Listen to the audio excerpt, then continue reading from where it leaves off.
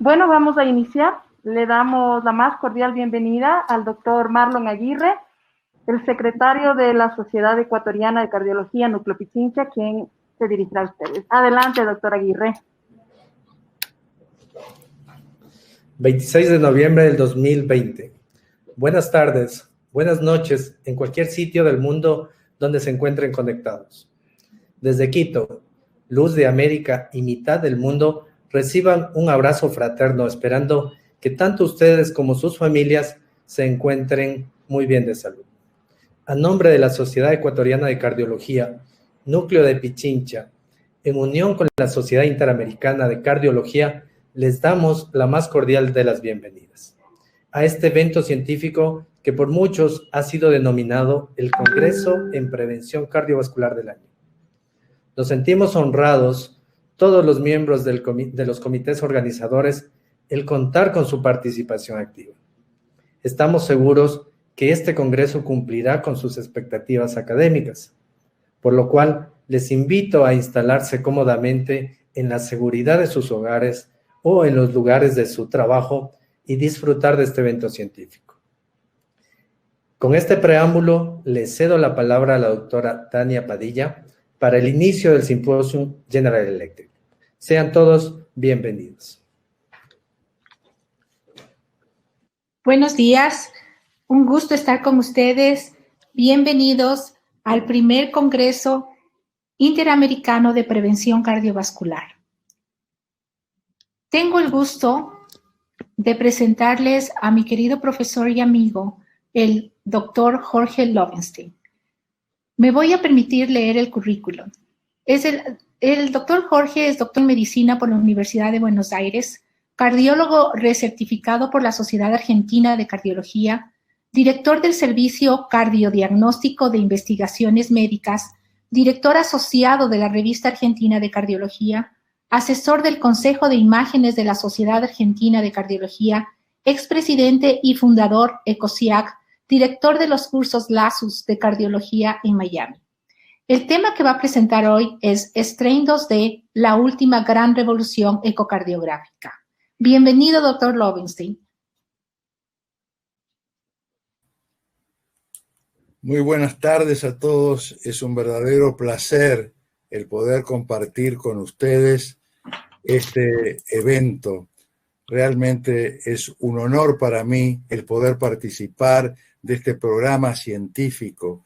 Felicitaciones a los organizadores de este simposio y a Gold Health por la posibilidad de poder participar en un precongreso de General Electric.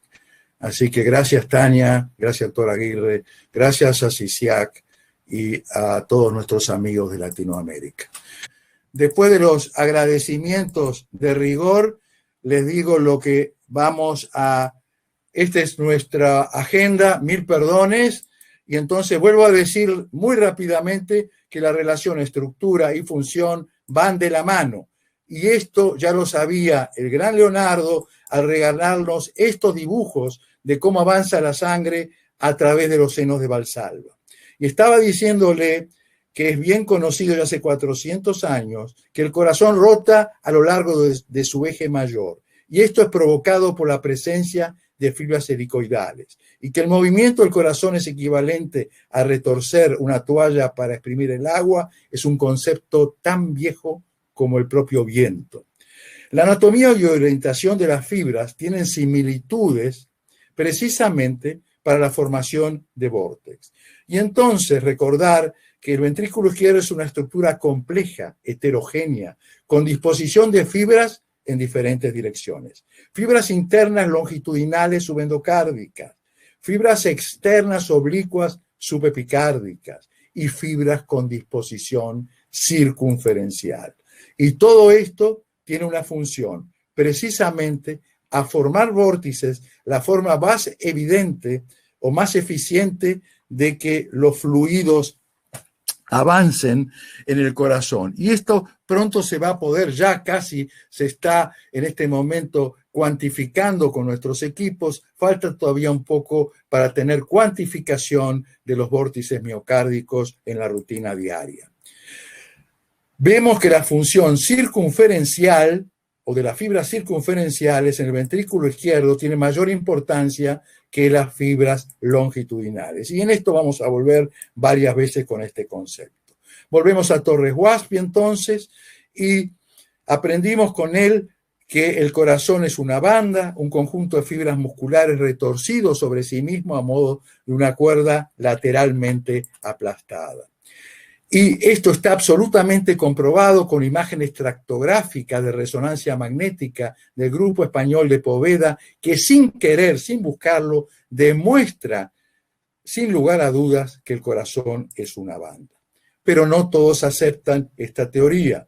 Está Rob Anderson, un patólogo muy importante que habla de una malla sincicial.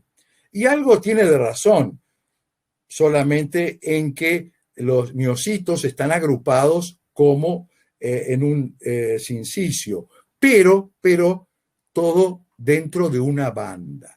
Lo que todos están de acuerdo absolutamente es que hay una orientación espiralada en el subendocardio, en las fibras internas, que es opuesto a las fibras externas subepicárdicas. Y en el centro están las fibras con disposición circunferencial. De esto nadie duda. Entonces, para recordar, las fibras subendocárdicas tienen una dirección de hélice dextrógira, mientras que las fibras subepicárdicas en dirección opuesta a 60 grados representan una hélice levógira. Todo esto ya fue repetido múltiples veces, pero es importante recordar para entender la mecánica cardíaca. Las estructuras, la anatomía del corazón, la hemos visto en múltiples disecciones con el doctor Traemini. En general yo solamente miro, lo acompaño, pero no es como dice Anderson, que es un capricho de los anatomistas. La disección en banda se reproduce una y otra vez. Y acá vemos un corte de corazón humano con un segmento interno de fibras descendentes y fibras ascendentes externas, y son estas fotografías del propio Traemini, que ha hecho centenares de disecciones y siempre le da lo mismo. Entonces vemos la banda aquí, comenzando la arteria pulmonar, terminando en la aorta, con un loop basal derecho e izquierdo y un loop descendente, un loop apical, con fibras internas, siempre van a ser del mismo color amarillo, y fibras externas en verde, componiendo el segmento ascendente. Y aquí vemos cómo es la contracción cardíaca. La eyección se produce por las fibras descendentes, la base se acerca a la punta en forma de pistón, entonces las fibras ascendentes toman una forma curvilínea y cuando se expanden precisamente, se contraen estas fibras ascendentes, el corazón entonces se expande y se produce la succión.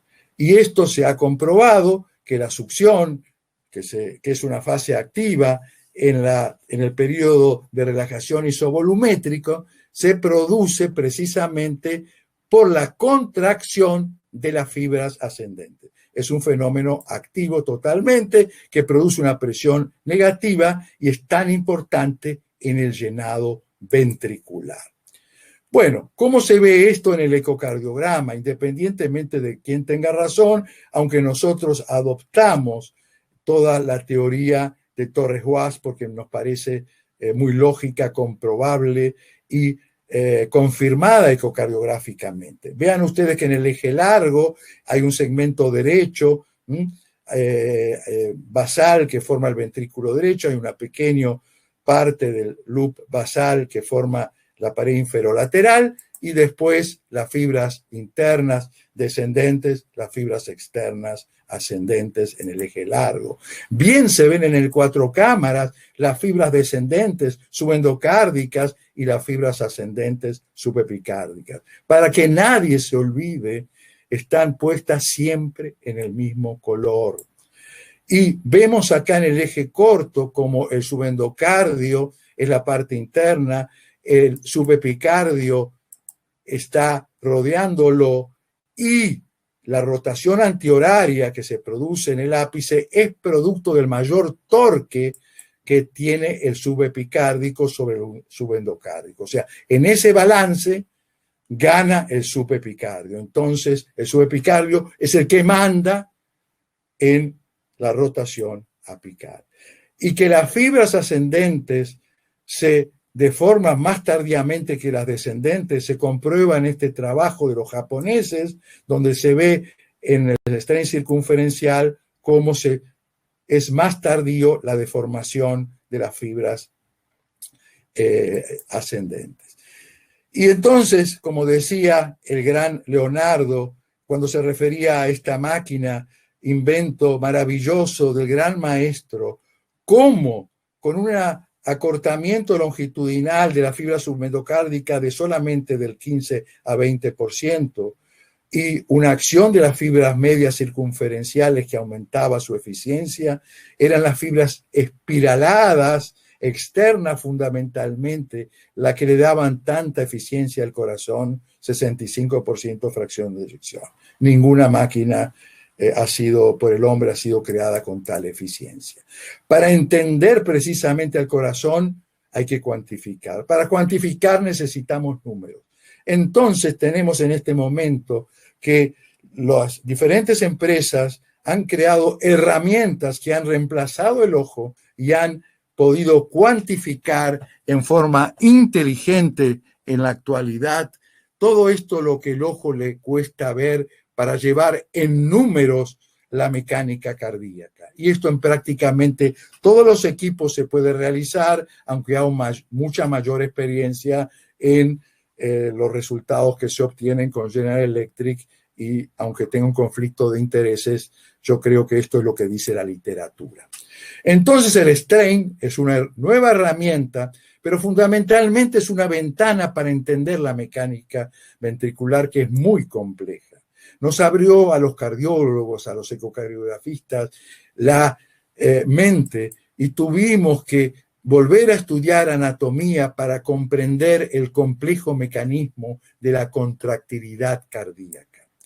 Y tenemos entonces la posibilidad de estudiar mediante el strain la deformación y la contractilidad miocárdica con resonancia, que no nos vamos a referir, y con fundamentalmente ecocardiografía. Doppler tisular, unas palabras, porque así comenzó la historia del strain, y comenzó hace más de 20 años, 30 años, los franceses ya hablaban de movimiento y cierta deformación de los tejidos. Y así tenemos la posibilidad de estudiar velocidad de desplazamientos con Doppler.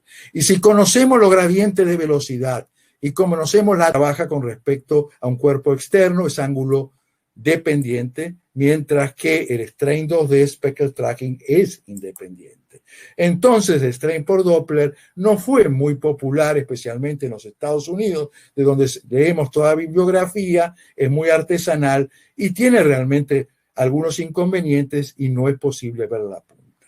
Personalmente, yo lo uso bastante, especialmente cuando no hay buena ventana, y durante el ecoestrés usamos strain y strain rate Doppler. O sea, no ha desaparecido. Sin embargo, esta nueva herramienta, la gran revolución ecocardiográfica, ha podido, mediante un algoritmo que reconoce estas huellas digitales producto del ultrasonido en interacción con los tejidos, entonces estas huellas digitales pueden ser seguidas en el espacio y en el tiempo, y se crean entonces curvas en las cuales se demuestran que diferentes puntos se acercan o se van alejando. Y todo esto son tecnologías aplicadas rutinariamente en nuestros laboratorios. ¿Y qué información nos da? Pues que nos da la información que el corazón se deforma en un sentido circunferencial, las fibras se acortan, entonces negativo, y da valores altos, mayores que el strain longitudinal, que en realidad es el más utilizado, pero los valores son un poco más bajos.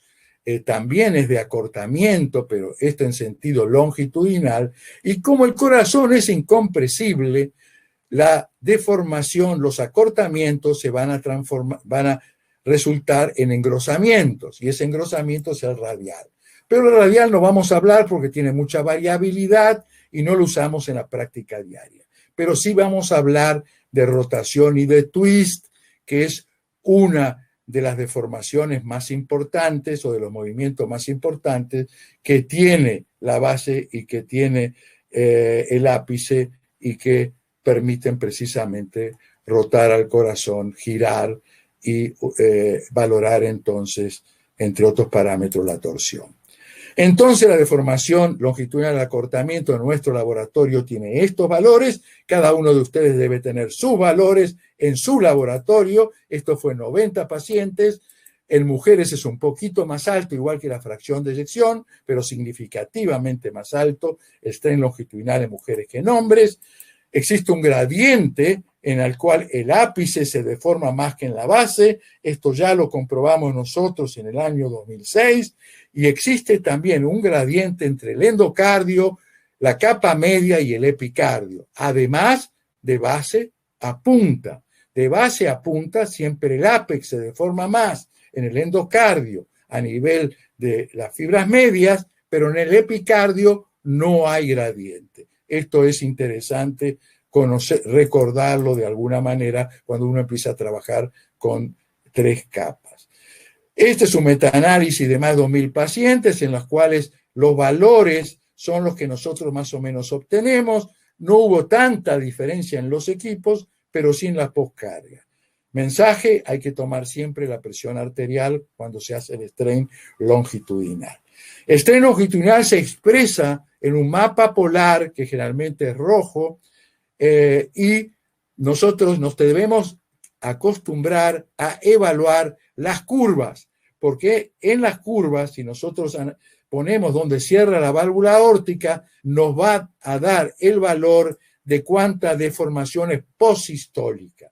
Y esto es muy importante para decidir si esa deformación posistólica es normal o es anormal cuando es más del 20% de toda la deformación. Y otro mapa en verde que nos habla de dispersión, o sea, en qué momento se produce la máxima deformación. Y nos habla de un desvío estándar. No hay tiempo de hablar de cada uno de estos mapas, daría una charla de más de media hora, y así lo explicamos en múltiples talleres y simposios que hacemos prácticamente semanalmente. Así que, además de esto, hay otro mapa de trabajo cardíaco que nos representa casi la curva presión-volumen, en este caso presión arterial y strain, y nos habla cuánto del trabajo miocárdico segmentario o total es eficiente y cuánto es, como en este segmento, despreciado como eficiencia. Tenemos también un strain circunferencial, que dijimos que es un poquito más alto que el strain longitudinal. Nos olvidamos del strain radial y vemos entonces el movimiento de rotación antihoraria que se produce en el ápice, que es alrededor de 14 grados, y rotación horaria inversa de 6 grados, lo cual el corazón tiene un twist aproximado de 20 grados. No vamos a entrar mucho en detalle. Estas son las curvas que se obtienen, con una primera parte donde el subendocardio es el que manda porque es el primero que se contrae. Después manda, como habíamos dicho, el subepicardio y la curva entonces francamente positiva, y luego se produce el recoil, o sea, todo vuelve a la normalidad. Esto en el ápice, contrario a lo que ocurre en la base, y tenemos curvas entonces que son la suma algebraica precisamente de cuánto rota el corazón. Esto es un concepto también importante para los que hacemos ecocardiografía y mecánica cardíaca en los laboratorios, porque los valores se van a alterar en diferentes escenarios clínicos. No voy a hablar de toda la metodología que utilizamos para adquirir el strain 2D, porque le vuelvo a decir, esto está en los múltiples talleres que hemos hecho, solamente hay que buscarlo y lo podemos repasar. Pero podemos obtener el strain longitudinal por diferentes métodos. 3 clics automáticos y hoy estaciones de trabajo que son inteligentes como que permiten automático, y estaciones de trabajo que si no está todavía el automático se puede hacer por Q-Análisis. Los 3 clics es lo que ya clásicamente siempre hacemos a través del AFI y es lo que trabajamos y los mapas que ustedes conocen y les he explicado, pero existen soft automáticos que prácticamente reconocen cada una de estas vistas y nos dan las imágenes paramétricas y después el mapa polar, y uno lo único que tiene que hacer es confirmar y la mayoría de las veces hacer pequeñas correcciones, porque como sabemos, nada es totalmente automático todavía. Y se puede hacer, como hemos hecho en las estaciones de trabajo, por Q-Análisis. Todos nos tienen que dar los mismos valores si estamos trabajando con strain longitudinal. Existen diferentes formas de obtener la misma información. No voy a hablar de las limitaciones, pero recordar que la gran limitación del strain es la ventana. Las ventanas como estas son ventanas no aptas y tenemos el talón de Aquiles, así que si no se ve bien el subendocardio, pues el strain 2D no va a ser exacto, no va a ser reproducible. Tenemos que utilizar entonces el strain Doppler. Indicaciones son todas las que están aquí, todas las que ustedes ven, y unas palabras sobre lo que el ecocardiograma informa. Indudablemente, los pedidos que nos hacen todavía todas las especialidades es díganos la fracción de eyección. Pero como todos sabemos, la fracción de eyección tiene limitaciones. No es capaz de detectar disfunción subclínica, es un índice global, no da información regional, no nos da información de tiempo, tiene mucha variabilidad. Entonces la pregunta, ¿debe seguir usándose este índice? Bueno, sí, nadie dice que no se use, pero ¿existe uno mejor? Pues vamos a ver si existen índices mejores de contractilidad que la fracción de eyección. La fracción de eyección solamente nos dice función de cámara, nos interesa es cómo están trabajando las fibras. Muchas veces los dos van de la mano. Indudablemente la vieja fracción de eyección lleva de la mano al strain. ¿Qué quiero decir? Que hay una buena correlación, 0,9, en condiciones normales. Y hay una fórmula que inventó Marwick y que nosotros la simplificamos, solamente multiplicamos por 3 y de 20 de strain longitudinal llegamos a la conclusión que llega a 60 fracción de eyección, como en estos casos. Condiciones normales. En miocardiopatía dilatadas, condiciones extremas, ocurre lo mismo. Se multiplica por 3 y en general hay una muy buena correlación. Pero hay un momento que el joven strain se va de la mano de la vieja fracción de eyección. Y los casos más paradigmáticos son precisamente las hipertrofias, como vamos a ver después. Una fracción de eyección de un strain absolutamente patológico, 11%, tiene una fracción de eyección en esta amiloidosis normal. Entonces ya no es 3, sino es 5 la relación, como vamos a ver. Y vean ustedes por qué existe esta discordancia, y está muy bien expresado en este slide, que habla de que en pacientes hipertensos que mantienen la fracción de eyección, pero tienen insuficiencia cardíaca preservada, tienen una fracción de eyección normal, pero el strain longitudinal, si uno lo hace en estos pacientes, está bajo. Y lo hemos hecho. Y nos da sistemáticamente menos 16. Nunca nos da 20.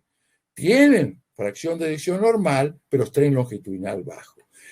¿Por qué lo mantiene normal el strain? Pues por las fibras circunferenciales, esas fibras medias lo mantienen normal a la fracción de eyección. Cuando estas fibras circunferenciales se deterioran, entonces la fracción de eyección baja y la insuficiencia, y los pacientes tienen entonces insuficiencia cardíaca con fracción de eyección deprimida. Este es el valor que tiene las fibras circunferenciales, de mantener mientras puedan, mientras no hay transmuralidad, la fracción de eyección. Pero strain longitudinal es mucho más precoz. Y vamos a ver entonces que podemos cuantificar esto y vamos a ver en los próximos 5 minutos los escenarios en los cuales el strain es mucho mejor que la fracción de eyección. En las hipertróficas, por supuesto que sí. Vean ustedes, 78% y vean ustedes 14% del strain. Así que no hay función normal. Hay fracción de eyección normal y esto se ve en prácticamente todas las hipertróficas donde se sobreestima la fracción de eyección. Y cuanto más bajo es el strain longitudinal, en la hipertrófica más captación de gadolinio, más riesgo de muerte tiene. Entonces, mirando solamente el mapa polar, uno puede saber que este es un atleta, esta es una hipertrófica, pueden confundirse de alguna manera con una hipertensa, aunque hay, por supuesto, clínicamente diferencias muy notables y en una apical que se ve aquí. La amiloidosis da un patrón muy característico, bandera de Japón, pero no siempre la da. Tengan en cuenta que a veces da otro tipo de mapa polar que hay que considerar. Hemos hecho un trabajo en diferenciar amiloidosis de miocardiopatía hipertrófica, porque muchas veces se confunden, aunque parezca que no es así. ¿Y cuál es la diferencia en estos pacientes? Que el strain longitudinal global es muy diferente. La amiloidosis es mucho más baja. ¿Y por qué más baja? Porque los segmentos basales están más deteriorados. Entonces, ¿cuál es la relación entre fracción de eyección y strain en la amiloidosis? 5. Y en la miocardiopatía hipertrófica, 4. Entonces, si 3 es normal, 4 en la hipertrófica, 5 en la amiloidosis. Y esto estábamos muy contentos porque creíamos que habíamos hecho un enorme trabajo original cuando leímos que precisamente un parámetro o el mejor parámetro para diferenciar estas miocardiopatías, en Leuven, en Bélgica, demostraron que la relación fracción de eyección y strain es el mejor parámetro, y no lo hicieron en 30 pacientes como nosotros, sino en 100, para diferenciar la amiloidosis de la hipertrófica. Bueno, un concepto interesante. En las dilatadas es importante que además de todos los elementos que tenemos, el strain longitudinal cuando es menos de 7 es factor pronóstico más que la fracción de eyección, y si el strain circunferencial baja de 10, todavía más. Y esto es muy importante en algunas fracciones de eyecciones límites, como 22% o menos, ahí el strain tiene importancia, y en grupos donde la fracción de eyección es 40 a 50, nadie sabe muy bien, ahí se puede reclasificar el pronóstico en base a la fracción, al strain. En el strain, en el Takotsubo, es muy fácil diferenciarlo con respecto al infarto agudo miocardio porque el strain se va más allá de la arteria comprometida y tiene un compromiso que se llama circunferencial, que ahora les voy a explicar de qué se trata. Este es un mapa de Takotsubo inverso que ustedes conocen, y vean ustedes que en este caso no es un infarto porque miren ustedes que están de descendente anterior, están comprometidos también segmentos inferiores y segmentos laterales. O sea, el Takotsubo va más allá y muchas veces tiene compromiso de tipo circunferencial. No solamente las fibras circunferenciales, sino que no solamente toma los segmentos apicales, sino de todos los que están alrededor, que corresponden también a otros segmentos. Y esto es un twist en agudo de un Takotsubo y después se recupera, aunque nunca se recupera totalmente.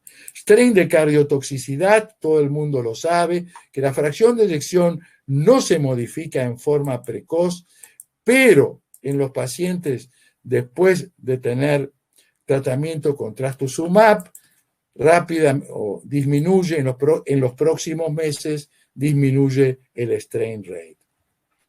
Y muchos ejemplos tenemos donde la fracción de eyección se mantiene, pero el strain longitudinal y el strain Doppler bajan precozmente. Esto, le vuelvo a decir, en otro ejemplo en el cual después de antraciclina, estatosumab, baja más del 30%. Y más del 15% ya es un signo de alarma de que hay disfunción ventricular y hay que tomar medidas sin esperar que la fracción de eyección baje, porque cuando ya se deteriora la fracción de eyección, a veces es demasiado tarde. Y esto está confirmado en metaanálisis. Y lo último que los puedo comentar es el estudio de Subcor, que es muy reciente, muy reciente. Probablemente ustedes no lo conozcan todavía los resultados, y es poder saber si el strain longitudinal fue mejor que la fracción de eyección para guiar la vigilancia en los pacientes que reciben quimioterapéutico. Y sí, en el primer año hubo menos pacientes con disfunción cardíaca con estrategia de strain, 5.8 contra 13. Y hubo una menor caída de la fracción de eyección cuando se tomaban conductas con el strain antes que la fracción de eyección. Así que esto demuestra que el strain es mejor que la fracción de eyección. En el infarto agudo permite localizar fácilmente, nos permite decir con qué umbral hay escara, cuando es menos de 5% de buena concordancia. Hemos derribado algunos mitos que decían que el strain longitudinal en reposo predecía el resultado del ecoestrés, que el strain tiene memoria, y eso no es así. Y así en múltiples ejemplos hemos comprobado que el strain sirve para el ecoestrés, pero no para decirnos en reposo si no hay trastornos de contractilidad, si el paciente va a ser coronario o no. Acá no hay ninguna duda. Miren ustedes qué severo es el strain con ejercicio. Este paciente tiene 4 vasos, con strain se deforma, el strain en reposo absolutamente normal. Y aquí otro paciente se ve claramente con enfermedad multivasos, como el strain basal es normal, se deteriora con el esfuerzo y a los 2 minutos es absolutamente normal. Y para ir terminando, algunos trabajos que hemos presentado en este congreso, la relación entre strain y reserva coronaria, que van absolutamente de la mano. Mejora la reserva coronaria, mejora el estado de las fibras, mejora el strain longitudinal.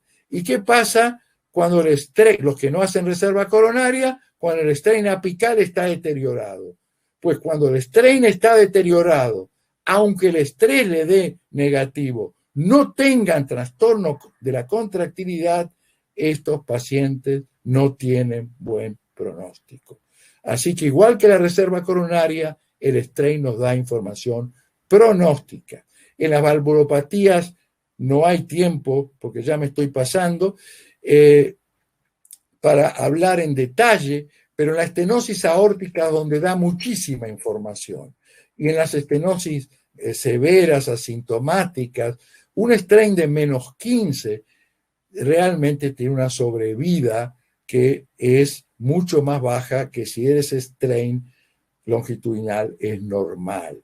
Esto es muy importante. Y este es un trabajo que la semana pasada ganó el premio al mejor trabajo de ecocardiografía, perdónenme la falsa modestia, la doctora Rosina es la primera autora, donde nuestro servicio comprobamos que en la estenosis aórtica severa, asintomática, hacerle strain a estos pacientes con ejercicio y demostrar que no tiene reserva contráctil, o sea que el strain no aumenta 2 puntos, 2% en valores absolutos, estos pacientes tienen en la evolución, hacen síntomas y es necesario entonces tomar conductas, y si no se toman conductas, estos pacientes se hospitalizan o mueren. O sea, la reserva contráctil por strain es un elemento más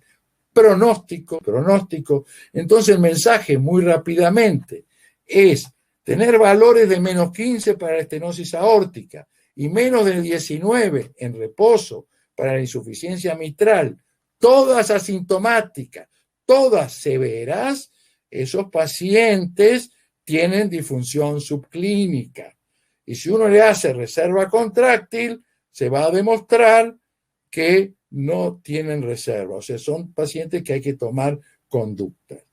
Después voy a hablar, cuando hable de ventrículo derecho, un poco más de strain en tiempos de pandemia, pero decirles que el strain adiciona información en todos los motivos cuando hay compromiso, habla de compromiso cardíaco en el COVID. ¿Y cuánto compromiso cardíaco hay? Pues son los pacientes internados, por supuesto, sintomáticos, en general afroamericanos, esto se comprobó en el Johns Hopkins, hipertensos, obesos, diabéticos o renales, la mitad de ellos tenían alteraciones del strain. ¿Y dónde lo tenían? En los segmentos basales. ¿Y por qué lo tenían en segmentos basales? Eso es teoría. Pero realmente el COVID puede afectar, y después vamos a ver cómo esto altera el pronóstico de los pacientes en la próxima charla, puede alterar el patrón del strain. ¿Por qué lo altera? Bueno, por el estrés parietal, hay muchas teorías inflamatorias, ataque viral a estos segmentos, relacionados por los receptores. Bueno, después lo pueden leer por tranquilidad. Son todas las teorías por las cuales el strain está afectado en pacientes con COVID en ciertos segmentos, fundamentalmente cuando hay injuria miocárdica o cuando hay miocarditis. Entonces, bueno, está en el reino de los cielos. Yo creo que por lo menos el strain debería estar nominado. Es simple en su lectura, en su procesamiento, no insume mucho tiempo, no es costoso y adiciona información. Esto es importante en cualquiera de los escenarios clínicos que ustedes se puedan imaginar. El compromiso del strain longitudinal es muy precoz. En muchas condiciones habituales precede a la fracción de eyección. Así que nuestro pensamiento, si se limita solo a fracción de eyección, llegamos tarde. Y esto es un congreso sobre prevención. O sea, podemos detectar trastornos subclínicos, hacer diagnósticos tempranos con el strain longitudinal. Así que estos nuevos parámetros nos facilitan un poco el entendimiento de la fisiopatología. Y es, yo creo, la última gran revolución ecocardiográfica del strain, no tengo ninguna duda. Si esto es el futuro de la cuantificación, bueno, tampoco puedo hacer futurología, pero sí los invito a todos a recorrer el camino juntos, porque realmente el concepto y la herramienta son fantásticas. Muchísimas gracias por la atención prestada. Y estamos en las preguntas, entonces. Gracias, doctor Lovenstein. Les invito a todos los asistentes a hacer preguntas. Tenemos 5 minutos de preguntas. Doctor Lovenstein, primero felicitándole por su charla, muy interesante. Y tenemos una pregunta. ¿Usted cree que el strain 3D aportaría más al strain 2D? Bueno, las preguntas, como siempre, son excelentes. Bueno, di muchas charlas y escuché muchas charlas sobre strain 3D y trabajo con strain 3D en nuestro laboratorio. Pero tiene estas ventajas. Es tiempo eficiente, o sea, se puede hacer muy rápido. Tiene un nuevo concepto que es el de area strain, o sea, combina lo circunferencial con lo longitudinal, nos da rápidamente una información muy global, eso es verdad. La otra ventaja, por supuesto, son los 3 planos que nos puede dar. Ahora, esto está ya para la rutina diaria, para informarlo. No he escuchado, en eso coincidimos todos, no. Está en proceso. Le falta todavía un poco. Existe variabilidad. Hay algunos segmentos que no entendemos por qué nos da un poco bajo. En realidad, siempre el strain 3D es un poco más bajo que el 2D. Mi recomendación es que sigamos aprendiendo con el 3D. Es una técnica que indudablemente tiene un futuro inmenso. Está para la práctica clínica, para informar en la rutina diaria, le falta un poquito. Ok. Tenemos otra pregunta del doctor Vargas. Doctor, ¿sería importante realizarle a un paciente oncológico antes y después de la aplicación de la quimio y radio el strain? Por supuesto que sí. En realidad, lo ideal es hacerle a todos los pacientes inicialmente. Ahora, esto, dado el gran número de pacientes oncológicos, a veces no se puede hacer. No darían abasto los laboratorios de ecocardiografía. Pero no puede dejar de hacerse. Si el paciente tiene cierta edad límite, chicos o pacientes más de 60 años, o algún factor de riesgo cardiovascular, o si va a recibir ciertas drogas que se conocen que son cardiotóxicas, o si va a hacer un tratamiento secuencial, o si después de o si va a recibir radioterapia asociada a la quimioterapia, en esos pacientes no debe dejar de hacerse el strain inicial y después, de acuerdo a la droga y a los diferentes esquemas, puede seguirse cada 3 meses, cada 6 meses. Bueno, hay diferentes esquemas que no es este el momento de poder decirle. Pero la pregunta es, lo ideal es hacerle a todos, pero lamentablemente hay que seleccionar, pero hay un grupo en el cual no debe dejar de hacerse. Otra pregunta. ¿En qué ocasiones no podemos recurrir al strain? Pues no podremos recurrir si no tenemos la herramienta, si no sabemos utilizarlo, si no tenemos una ventana adecuada. Si realmente no vemos el subendocardio, no hagan el strain, no hagan el strain. Y si tiene alta frecuencia cardíaca y la ventana es excelente, no hay problema. Y si la ventana es buena, hagan el strain Doppler. Hagan el strain Doppler. Pero nunca van a tener unos resultados confiables si no hay buena ventana y si no tienen experiencia. Y la experiencia no se transmite en estos eventos, la experiencia se hace trabajando. Nosotros solamente indicamos los caminos. Hay que hacer en sus laboratorios experiencias normales, en patológicos y después en los dudosos. Muchas gracias, doctor Lovenstein. Debido al tiempo, voy a dar paso a la siguiente presentación, que es la presentación de la línea Ultra Edition, a cargo de Ariel Deceno, de Argentina. Él es un Professional Experience de GE Medical Systems. Él trabaja en la división de ultrasonido de Clinical Systems. Él va a hablar presentación de la línea Ultra Edition. Adelante, Ariel. Gracias, doctor Lowenstein, por la excelente ponencia que resumió en estos 40 minutos. Sabemos que eso normalmente le toma una semana en un curso de 8 horas por día para poder entrar en todos estos detalles en los que acá magistralmente los pudo resumir. Bien, yo voy a hablar brevemente de cuáles son las novedades de las nuevas herramientas de cuantificación y de trabajo que se han implementado en nuestros equipos este año. Esta edición se llama Ultra Edition y vamos a resumir lo más que podemos en estos 10 minutos nada más.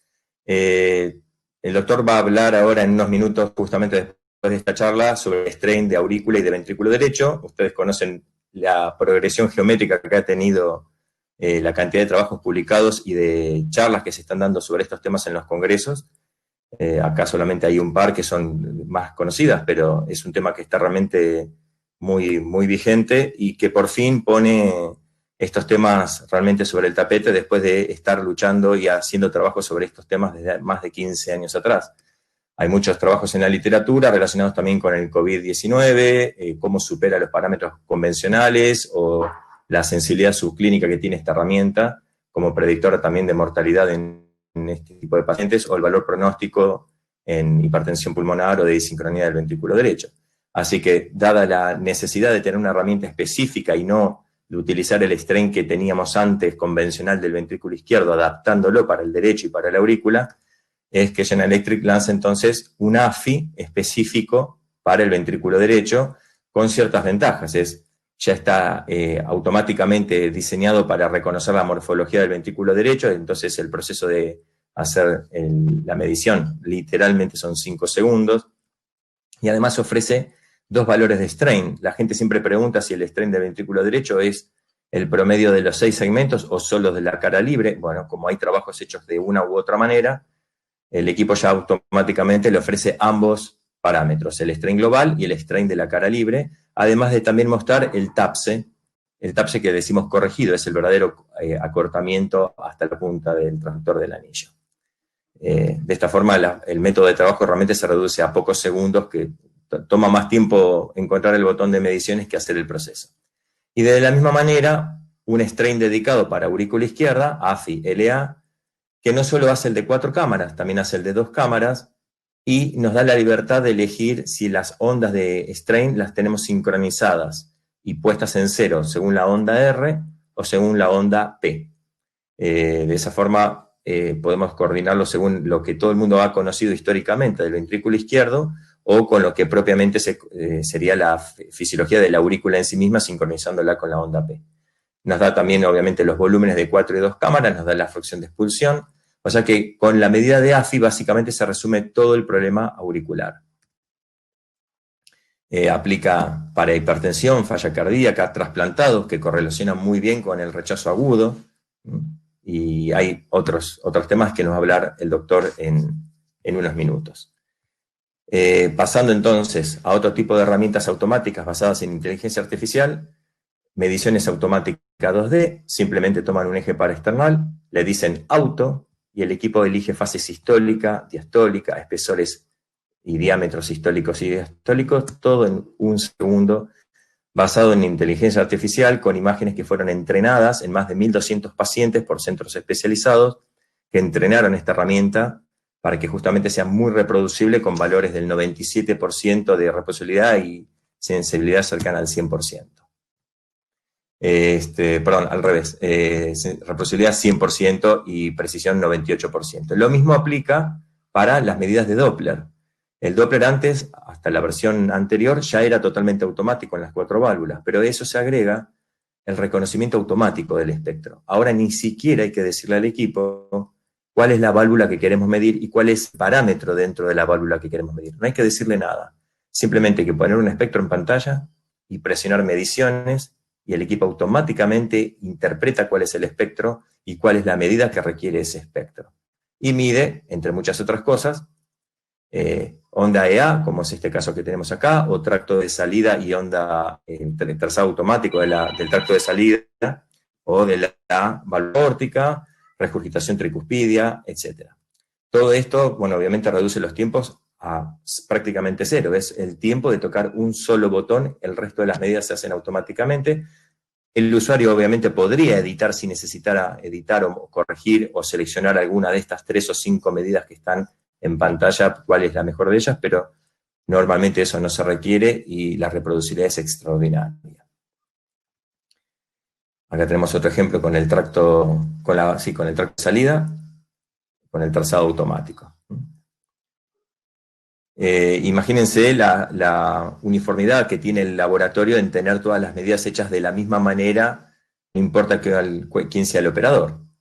Y acá está toda una lista de las distintas medidas que se pueden hacer en cada una de las válvulas, además de los Doppler tisulares, septales y de cara lateral. Todo automáticamente.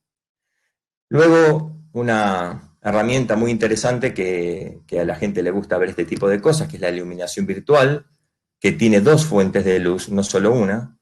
Uno puede colocar una fuente de luz detrás de la estructura y otra fuente de luz delante de la estructura, para que de esa forma tenga las nociones de los orificios regurgitantes o los velos, las trabéculas, etc.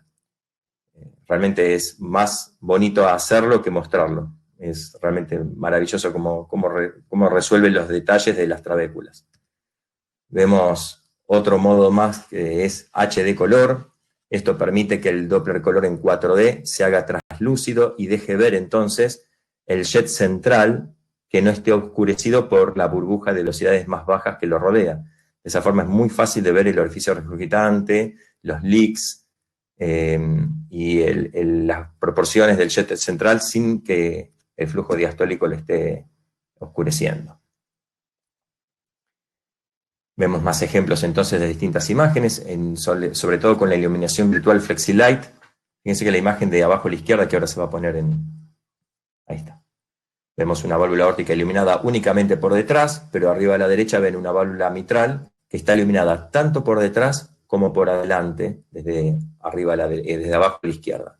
De esa forma tenemos las ventajas de los dos mundos, colocar la luz en los lugares anatómicos que más lo necesiten. Espero que estén disfrutando estas imágenes tanto como yo. Seguimos a una herramienta que tal vez pocos tengan oportunidad de usar. Esto es una herramienta novedosa que salió en realidad hace ya un año, pero no todos la conocen, y es la fusión con CT, que justamente es para procedimientos de intervencionismo, poder fusionar la tomografía, que es la herramienta que se utilizó cuando se planificó la colocación del dispositivo por los planos, por las dimensiones, por la anatomía específica del paciente, fusionarla con la ecografía 4D en tiempo real. De esa forma se tiene lo mejor de...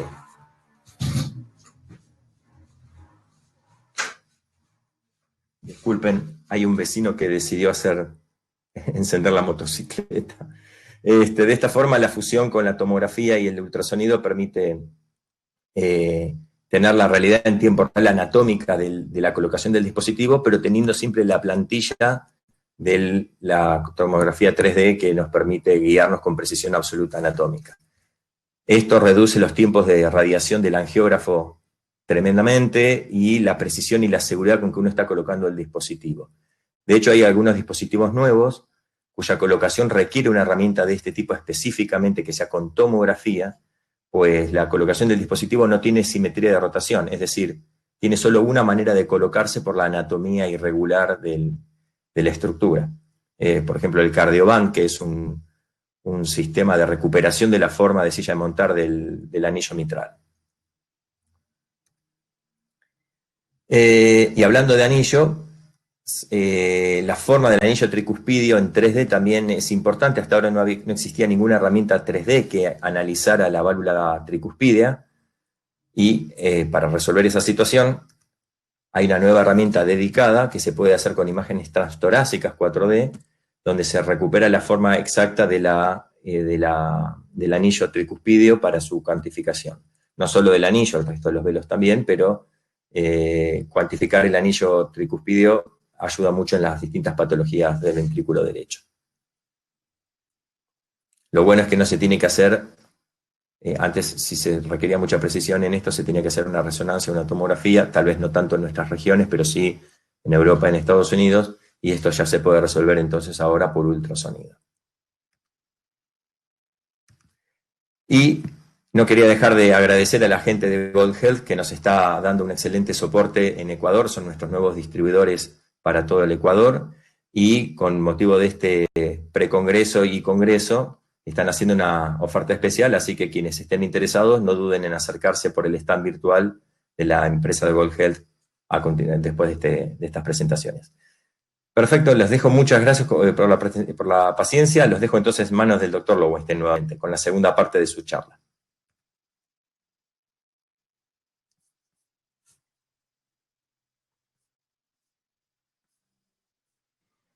Listo. Damos paso a la segunda charla del doctor Lowenstein. La importancia de conocer el strain auricular y del ventrículo izquierdo. Y del ventrículo derecho, perdón. ¿Vamos bien? Entonces, ¿quién no? Leonardo nos regaló estos dibujos del ventrículo derecho. Y William Harvey establece que el ventrículo derecho es el encargado de llevar la sangre a los pulmones. Olvidado durante mucho tiempo, porque experimentalmente los animales podían vivir sin el ventrículo derecho, y con una operación como la Fontan-Kreuzer se podía bypassear el ventrículo derecho y los niños sobrevivían bastante bien. Pero bueno, en años recientes, en las diferentes especialidades, adquiere fundamental importancia el ventrículo derecho, porque se sabe que su disfunción ventricular es la responsable de aumentar la mortalidad en diferentes escenarios, como en el infarto de miocardio, como en la miocarditis, como en la cirugía miocárdica del corazón, como en pacientes con insuficiencia cardíaca. En todos estos escenarios, el ventrículo derecho es la llave pronóstica.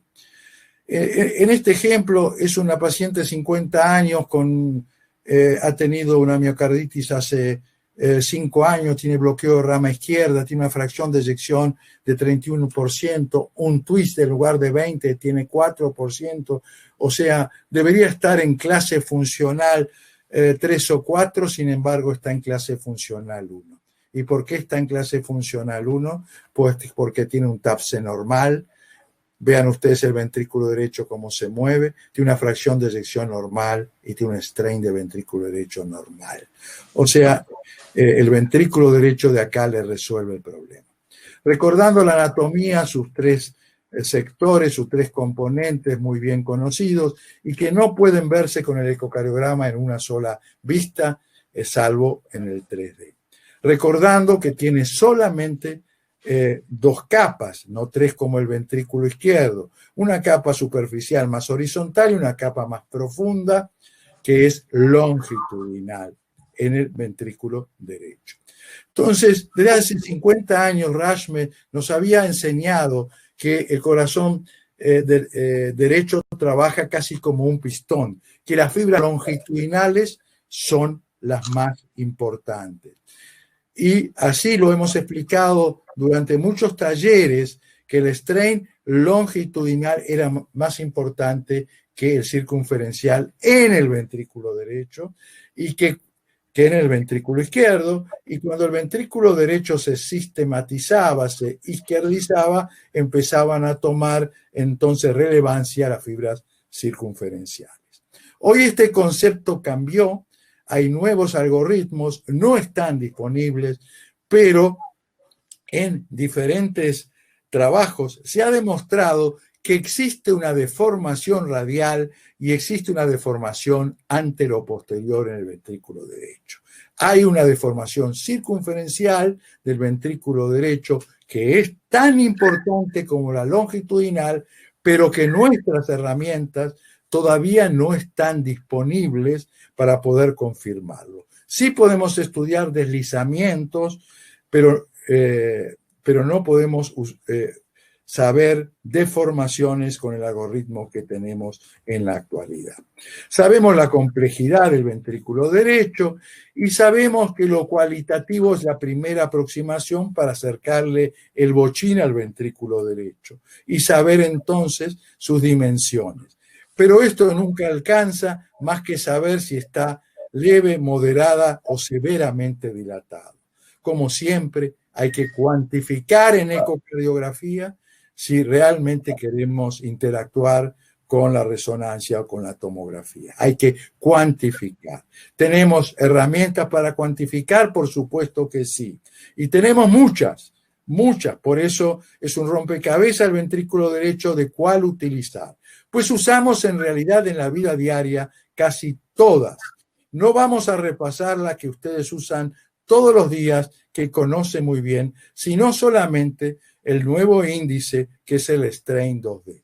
Pero tienen que saber los valores normales y los cortes pronósticos de cada una de las herramientas que están en las guías y que deben tener sus valores, por supuesto, en sus laboratorios. Entonces, de estos nuevos índices, vamos a ver el strain.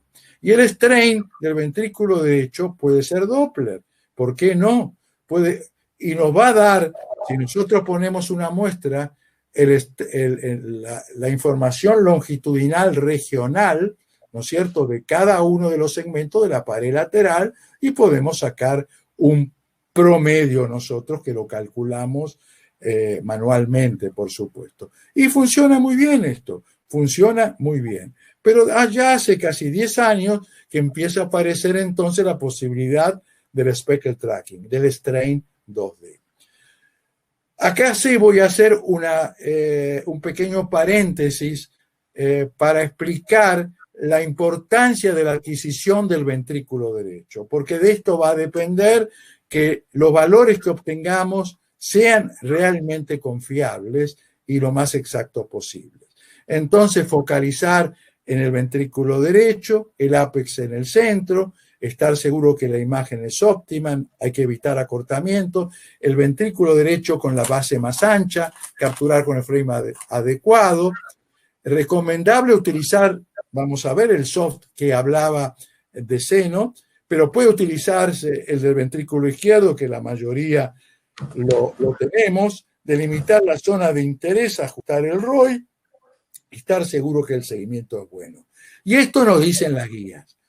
Ojo, ojo, cuando no está bien, cuando no se ve bien el ápex, es muy importante lateralizar un poquito o usar el tilt, es una herramienta que tiene General Electric, o si no, hay que mover rotación antihoraria el transductor para ver mejor el ventrículo derecho.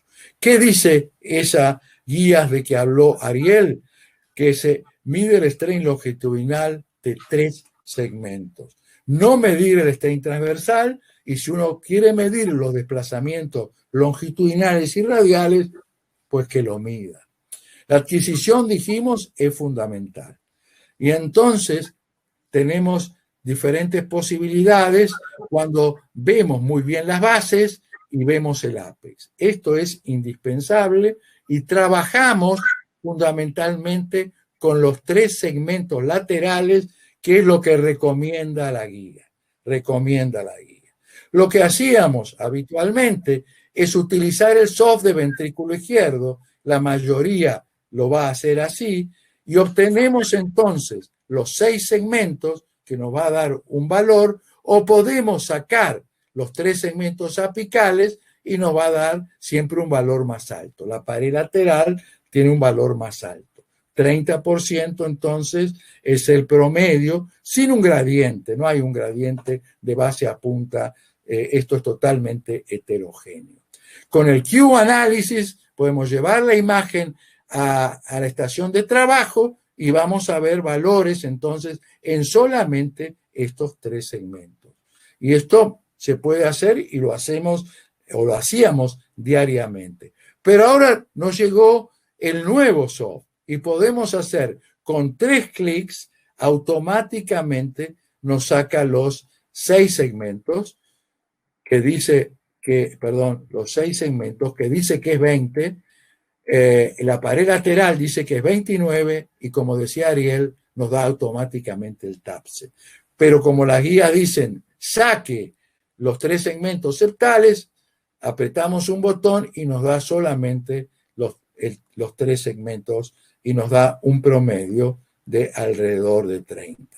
Este paciente, algunos ejemplos, que tiene una fibrilación auricular con dilatación del ventrículo derecho, vemos 29.3, es absolutamente normal. Este es un paciente con un EPOC y tiene un strain levemente deprimido. Este paciente está muy deprimida, tiene una hipertensión pulmonar. Y vemos acá que existen ya valores normales para 6 segmentos, olvidémonos, y para 3 segmentos, y vemos límites inferiores que son bastante altos y vemos que es un poquito más alto en mujeres que en hombres. Siempre alrededor de 30% es el strain de los 3 segmentos laterales como normal. Vean ustedes los valores de la literatura, bastante cercano a 30. Y vean ustedes en este trabajo también de la literatura, alrededor de 30, y en las mujeres más alto que en los hombres. Nosotros lo hicimos en 50 pacientes, pero hace ya 10 años tenemos que volver a hacerlo, y de 3 segmentos nos dio un poquito más bajo, pero bueno, 27 también está dentro de lo normal. ¿Qué dicen las guías? Las guías dicen un valor de 21 o menos es un valor en el cual el pronóstico empieza a deteriorarse.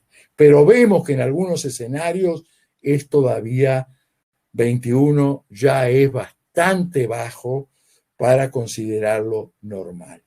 ¿En qué escenarios? En todos estos escenarios, el strain 2D de ventrículo derecho ha mostrado utilidad. Vamos a mostrar solamente algunos ejemplos prácticos.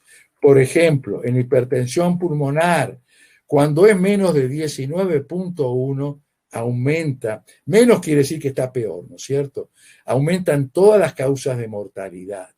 Y vemos aquí otros valores, porque de acuerdo a los autores y al grado de hipertensión pulmonar que pueda tener y la causa de hipertensión, acá habla de un valor de 14, ya mucho más precoz, habla de, nos predice hospitalizaciones y también muerte. Y comparado en hipertensión arterial pulmonar con cualquiera de estas herramientas que utilizamos todos los días, el FAC, el TAPS, el TEI o la resistencia pulmonar, el strain es mejor. Mostró que es más útil. Y un valor de menos 15 o más, otra vez para la hipertensión pulmonar, alto valor predictivo de mortalidad.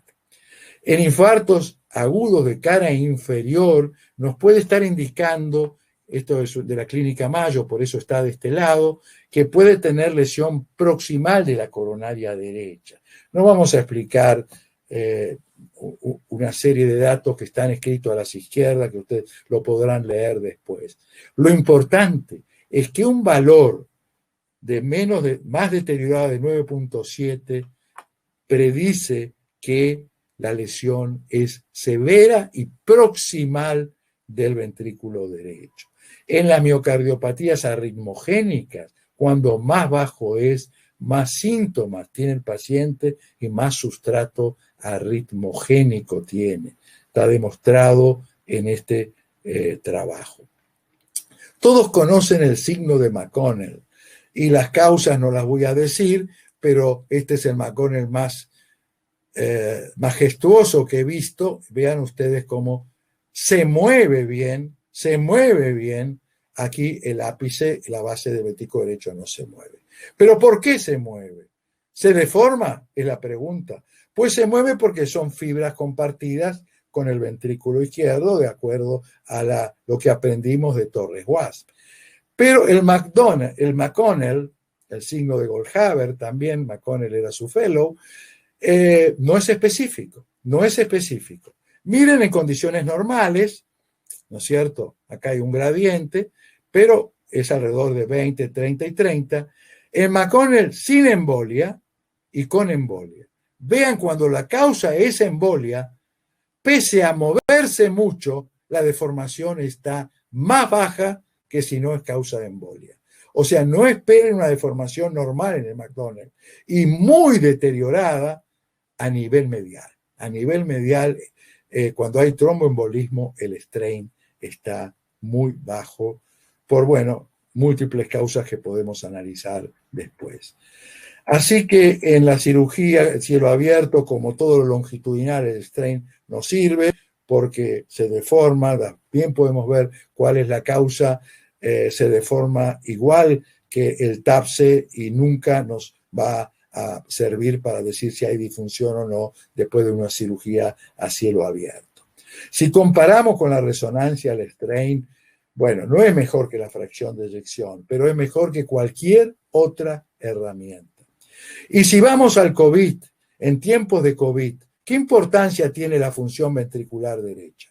Miren ustedes en todos estos trabajos, la dilatación del ventrículo derecho tiene valor pronóstico y se ve en aproximadamente entre el 30 y 40% de los pacientes sintomáticos internados y es predictor de mortalidad, la dilatación. ¿Y qué papel tiene el strain? En este trabajo de Wuhan, del doctor Lee, muy importante, en 120 pacientes, 18 murieron. Y el strain de pared lateral fue el predictor de mortalidad en estos pacientes. ¿Y qué valor tenía? Pues cuando era de peor que menos 20, ya había mayor de mortalidad. Y recién, cuando tenía más de 23, uno podía estar seguro que la función ventricular derecha estaba bien. Si estaba entre 23 y 20, esos pacientes no tenían buena evolución, y menos de 20, peor todavía. Así que en tiempos de COVID, el strain lateral tiene importancia en esos pacientes. Bueno, podemos discutir las múltiples razones.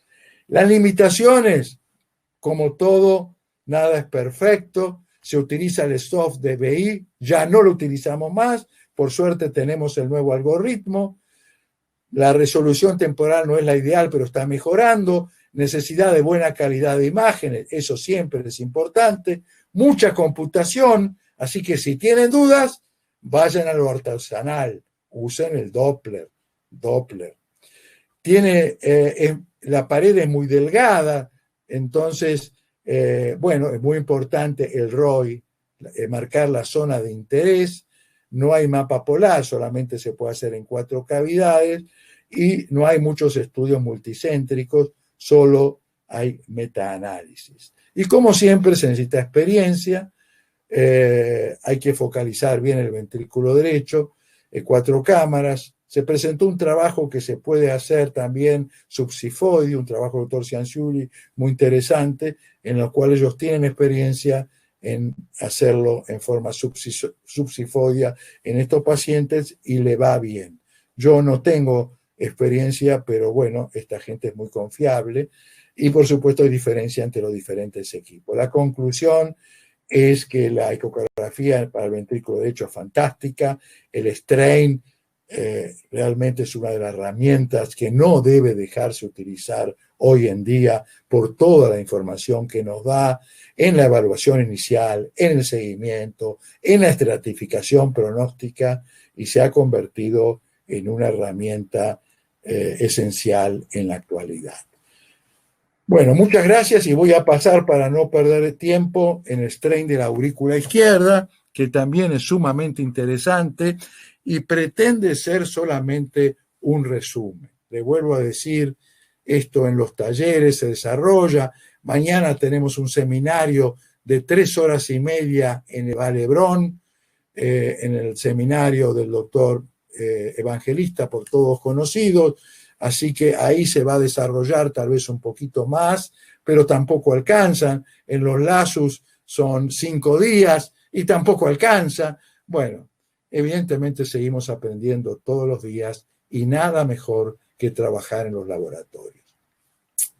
También a la aurícula izquierda, y especialmente cuando uno empieza a valorarla en la función diastólica, es un rompecabezas.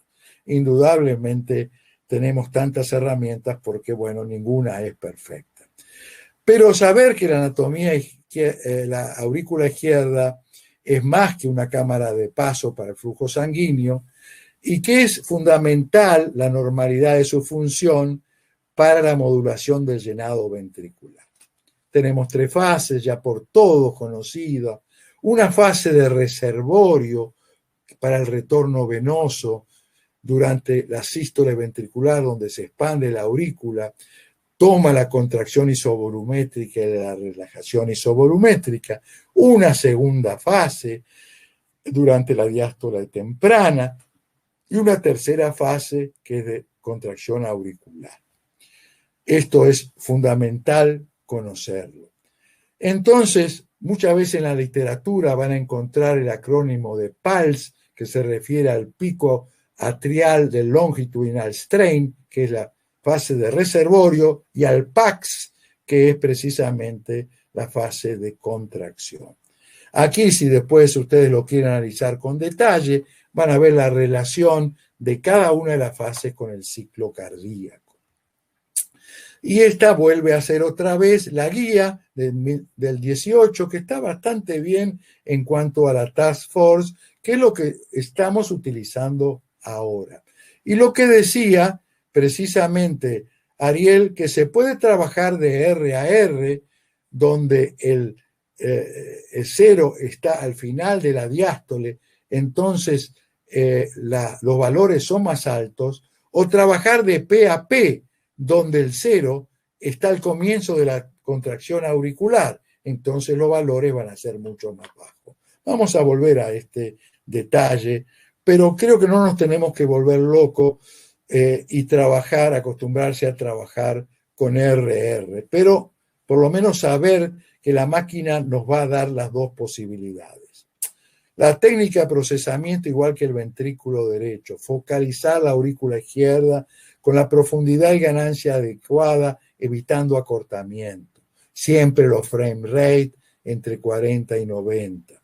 Los loops se pueden obtener en 4 cámaras, 2 cámaras, se puede trabajar en reposo, se puede trabajar en ejercicio y en general trabajamos en las estaciones de trabajo, hacemos el procesamiento que se puede hacer con diferentes versiones. La 204 es la automática, la cual yo le voy a mostrar algunos ejemplos porque realmente es fantástica. Entonces, para el procesamiento, como lo hacíamos antes, se trazan los bordes de la aurícula izquierda a 1 milímetro de distancia del anillo mitral y es muy importante ajustar el ancho de la zona de interés. El ROI es muy pequeño, entonces el espesor debe estar relacionado a la pared. Muy importante no incluir las venas pulmonares ni la orejuela. Y nosotros consideramos 6 segmentos para cada vista y analizamos el valor promedio y fundamentalmente trabajábamos con el reservorio por ser la más representativa y reproducible. Pero esto estamos ahora cambiándolo.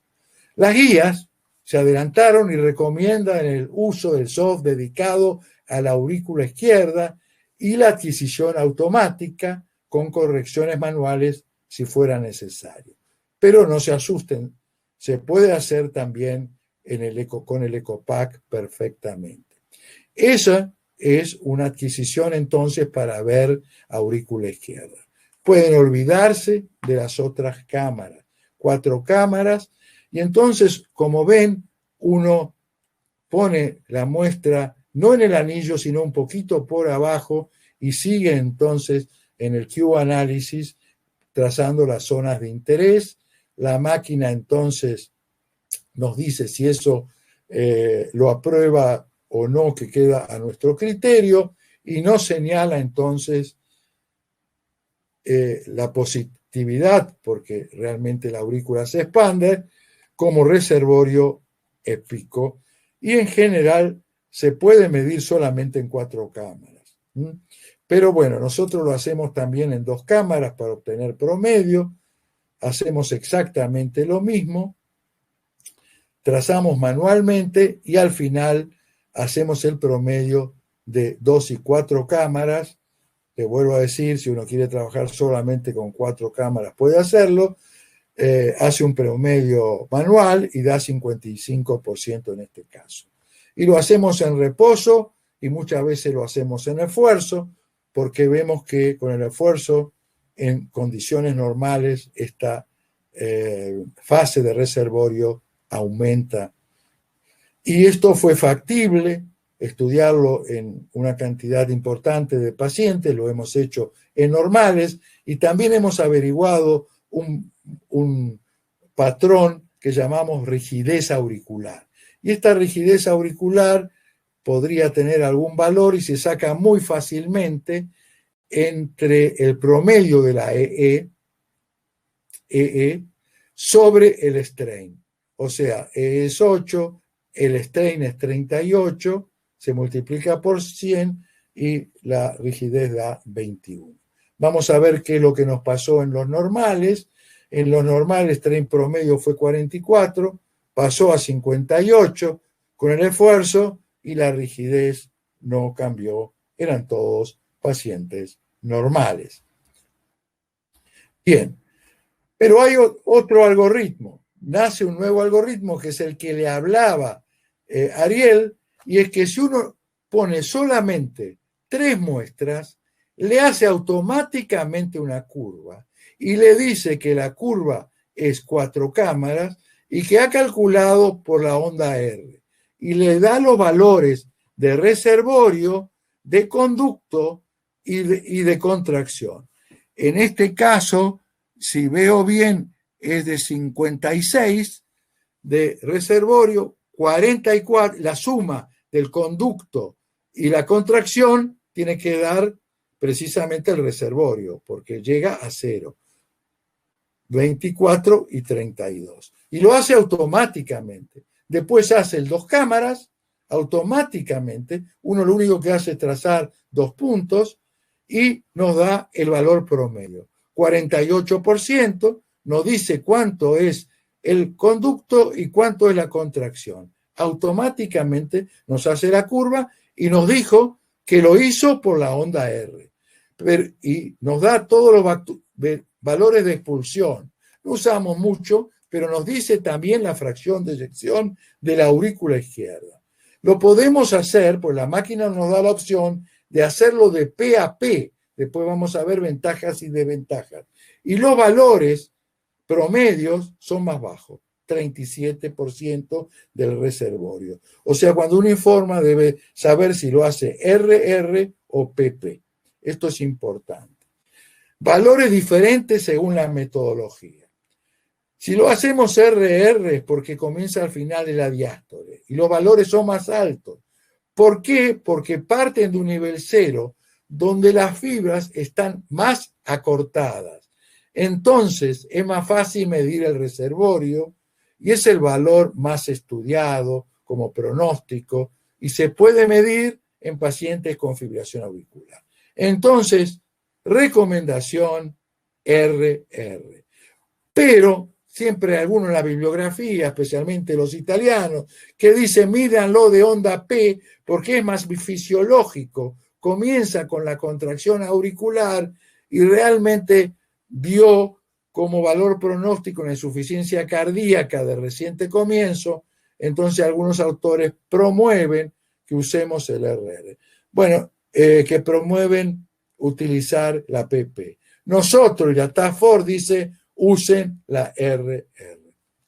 ¿También se puede hacer el strain auricular por 3D? Sí, y esto es mucho más confiable que el strain ventricular. Lo único que hay que hacer es marcarle al equipo dónde está la mitad de la válvula mitral. En las 4 cámaras, a veces acá no hay que tocar nada, y eso es lo bueno, y nos da entonces estas imágenes que nos dicen en cada una de las fases cuánto es el strain. Aquí nos dio un strain de reservorio un poco más alto, de 62%. ¿Cuáles son los valores promedios de los diferentes autores? Bueno, vamos a darle una cifra. Y acuérdense, 40%. Y realmente, si uno considera el más menos, 40% para reservorio, más menos 5, estamos muy bien. Contracción, conducto 23 y contracción 17 para que dé 40. Y aquí un más menos de 2.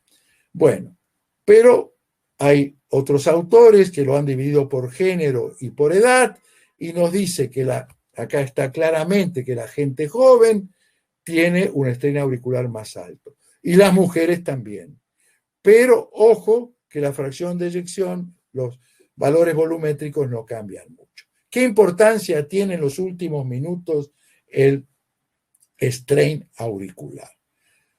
Pues lo tiene mucho. Miren este estudio en pacientes tras cardioversión por fibrilación auricular.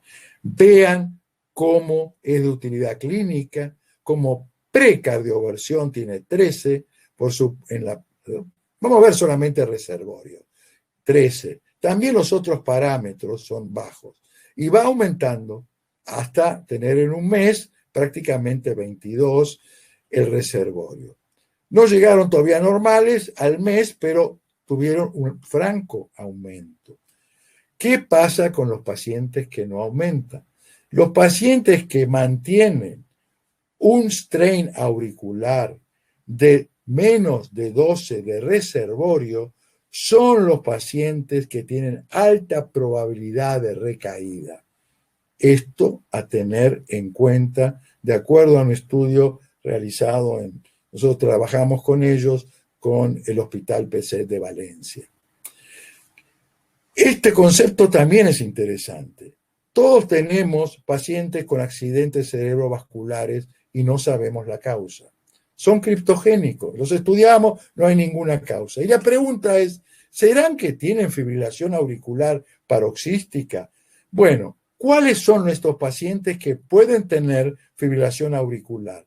Pues los que tienen un valor de strain auricular menor de 25 tienen mayor probabilidad, aun que si medimos solamente el volumen de la aurícula, de haber sido la causa de la embolización. Y no es un único trabajo. Hay otros trabajos que nos dan valores más o menos parecidos, siempre alrededor de 20 y pico, para el reservorio y en este caso 10 para el conducto. O sea, esto es interesante. Y esto es muy reciente, de hace unas pocas semanas.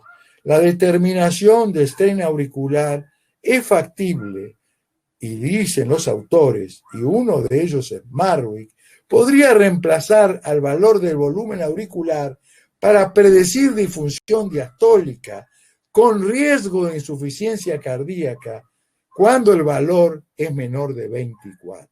Así que no se sorprendan que dentro del algoritmo que tengamos de estudiar la disfunción diastólica, además del volumen de la aurícula izquierda, aparezca dentro de un tiempo el valor del strain longitudinal en cuanto al reservorio.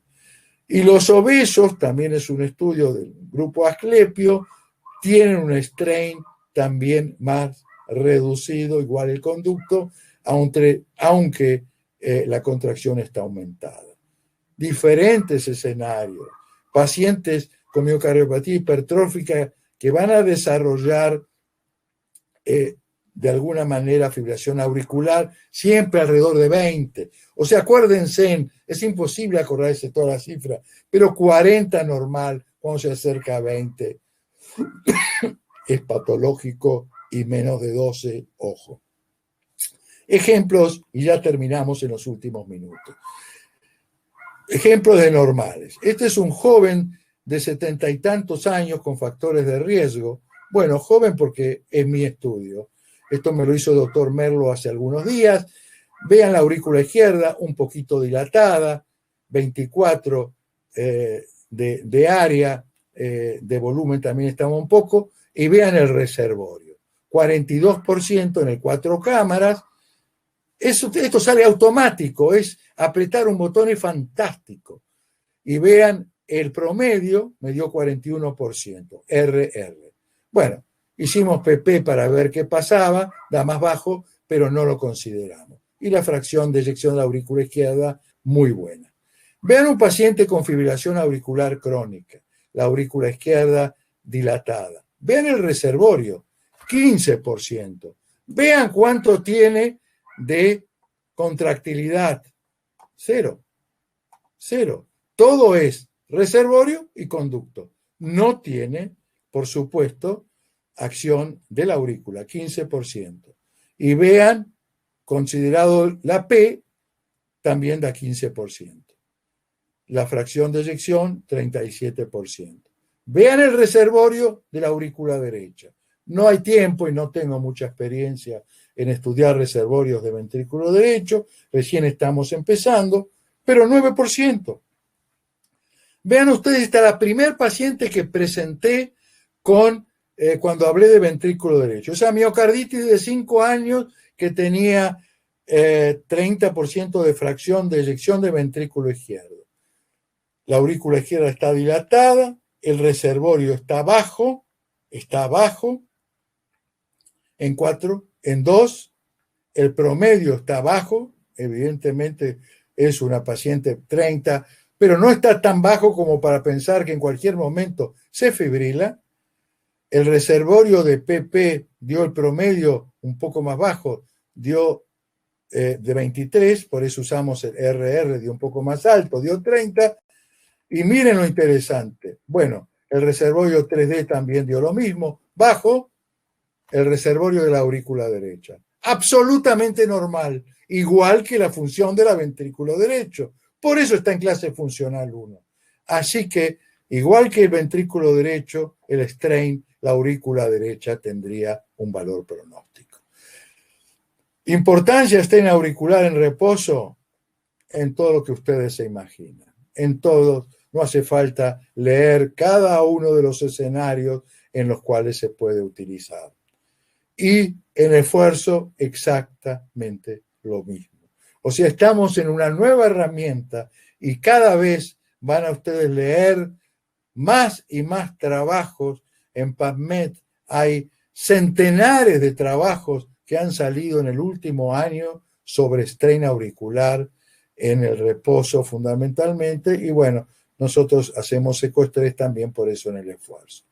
Es carga dependiente, indudablemente, por eso para algunos medir la contracción, además del reservorio, tendría importancia también, pero nosotros en la práctica, en realidad, medíamos, porque era lo más fácil, ahora tenemos toda la información de poder medir las diferentes fases. En conclusión, importante el rol del strain en la disfunción diastólica del vehículo, fundamental en el campo de las arritmias supraventriculares.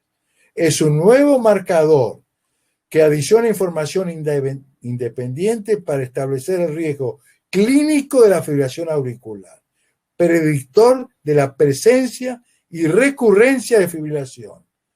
Su valor está asociado con riesgo de tromboembolismo cerebral, por la cual puede ser útil, además del chat, en la decisión de anticoagular. Y aquí termino. Muchísimas gracias por la atención prestada y creo que nos queda algún minuto para responder a las preguntas.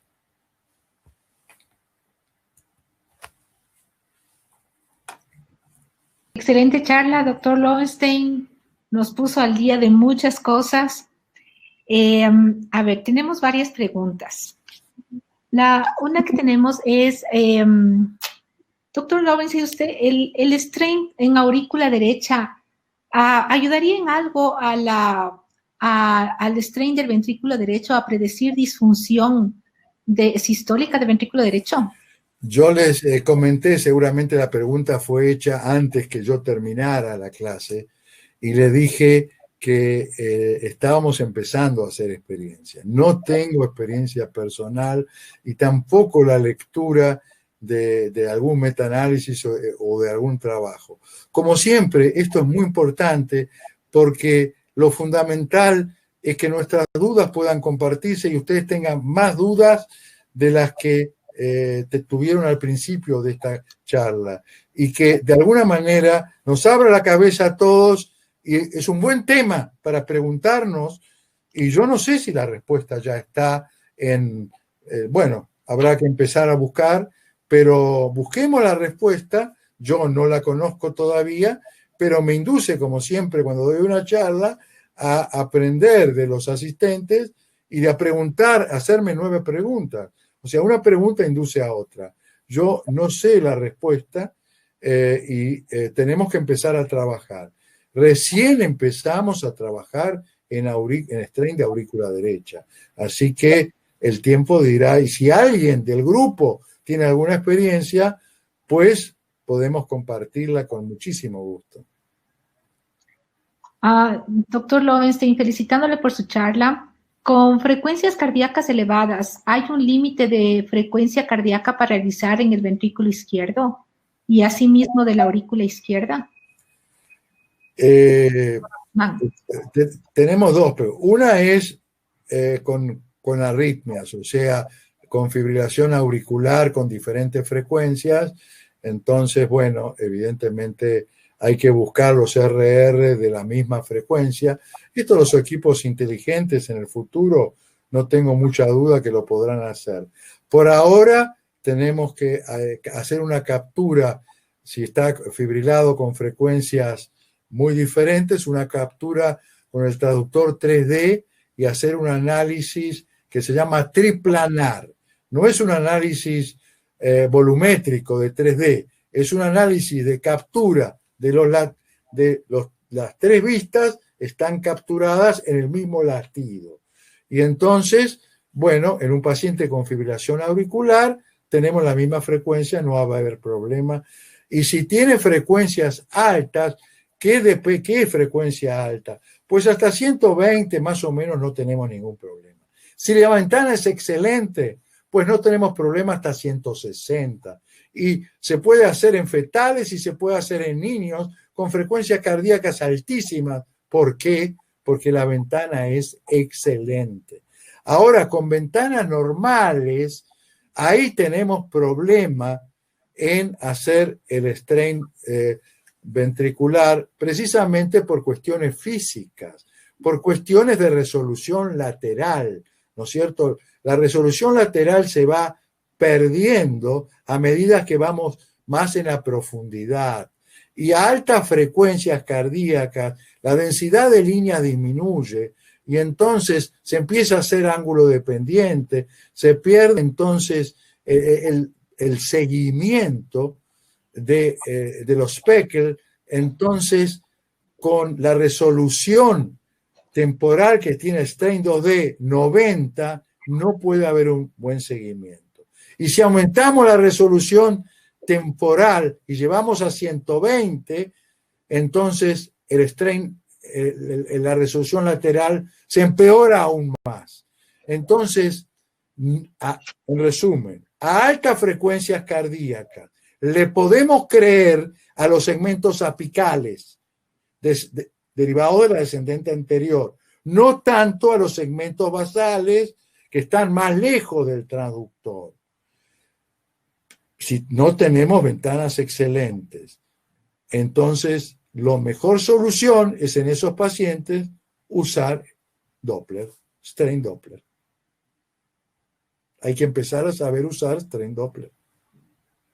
Sí. Doctor Lovenstein, felicitándole por su charla, queremos saber según usted, cuál sería el mejor método para evaluar la función de ventrículo derecho. El mejor método, indudablemente, es la fracción de eyección. O sea, y con el 3D se puede hacer fracción de eyección del ventrículo derecho con una aproximación a la resonancia bastante buena. Pero si usted me dice cuál es más factible el strain. Porque hacer una fracción de eyección con ventrículo derecho, en ambas hay que tener buena ventana, pero hay que tener mucha experiencia para hacer buenas capturas de ventrículos derechos. Y si está muy dilatado el ventrículo derecho, la pared anterior no es tan fácil ver en 3D. Así que si usted tiene experiencia en capturas 3D, la fracción de eyección 3D es la que más se aproxima a la fracción de eyección de nuestro gold standard, que en este caso es la resonancia. El que le sigue, el strain longitudinal de 3 segmentos pared lateral, que es muchísimo mejor que el TAPSE o cualquier otra de las herramientas que utilizamos en la vida diaria. Quiero agradecerle, doctor Lovenstein, por su participación, por su presentación. Fue excelente. Muchas gracias.